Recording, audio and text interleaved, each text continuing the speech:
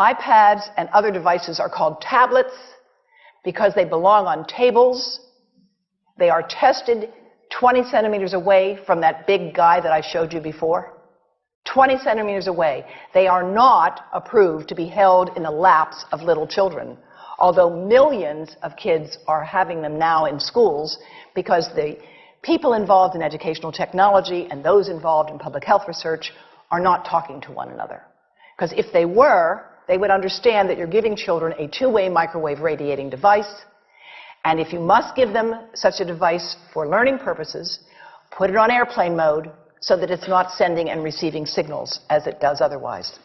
Now, this is some new modeling, again, that we've developed with colleagues in Brazil, and we can share with you how we've done it.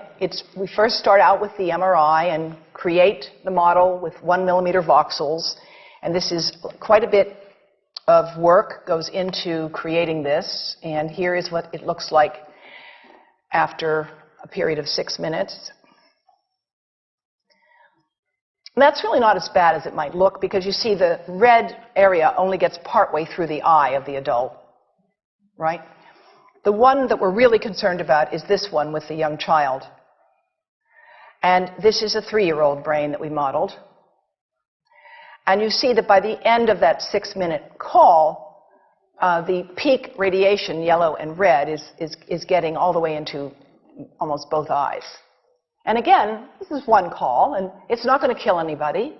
It may not cause any biological effect whatsoever for 1 call or 2 calls or 3 calls. But the question is, what's the cumulative impact of this kind of exposure? How do we evaluate it? And I want to show you an example of some of the work that we are doing now that I'm releasing here for the first time. And this is a modeled microwave radiation dose of a 6-year-old with greater levels to the frontal and temporal lobes, eyes and cheek. And watch this here. Now, yellow, white, and red are the hottest, all right? And if you look carefully, you will see it's going into the eye, the nose. Do it again, just so you'll get to see it.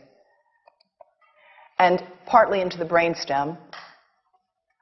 Now, that's just showing you that there's going to be some exposure into that area of a young head.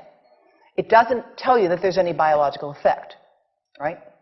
Now, the next slide is going to show you something that might be of interest to students and faculty here. And that has to do with exposure to the reproductive organs. We call them the gonads. I think you say the testicles. And bone marrow. And look here at the radiation as it gets into the groin area. And that's just from having a mobile phone modeled into the pocket. And this, again, is based on a normalized SAR with I think we had a dipole antenna. Now, the breast. The breast is mostly fat, contains a lot of fluid. Things that contain fat and fluid cook faster in the microwave oven. Now, a cell phone can't cook anything, all right? Mobile phones do not pop popcorn. That was a fraud. They don't make any heat that we know of, otherwise they wouldn't be permitted. But they do go through things that contain fat and fluid. And we are now working at Environmental Health Trust with scientists at the University of California, San Francisco, scientists at formerly the president of the American Cancer Society of California, because we are seeing women who keep cell phones in their bras. Has anyone seen a woman put a cell phone in her bra? Hands up, please. Please tell them you've heard now why they shouldn't do that. And here I want to show you our first case report from 2009, and we now have many more. This was a Chinese-American woman who used her cell phone 4 hours a day in her bra for 10 years while she was driving. Now, and you drive with a phone on your body. The phone is smart. It's going to go from one tower to another, and it's going to say, here I am, where are you, here I am. And it's going to be going to max power each time it moves from one cell tower to another. And there it was right next to her chest. And the tumors that developed right under the antenna of the phone. unusual tumors.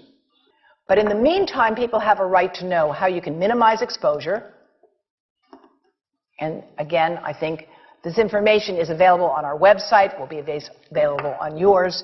Remember, if you have to give a phone to a child, put it on airplane mode. And think about this.